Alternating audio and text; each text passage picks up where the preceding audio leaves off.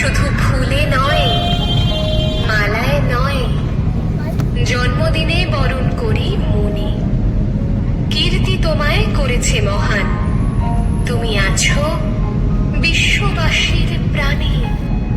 প্রতি বছর তোমার জন্মদিন 25শে বৈশাখ আসে ঘুরে ঘুরে। পূজিত হও তুমি বিশ্ববাসীর চিন্তা চেতনা হৃদয় মন্দিরে। বঙ্গ সাহিত্যের কোনায় কোনায় সুনিপুণ তোমার বিচরণ। জন্মদিনে গানে ও কবিতায় আমরা করি তোমায় স্মরণ। তোমার সৃষ্টির সবই যেন প্রবাহমান অসীম অমৃতধারা।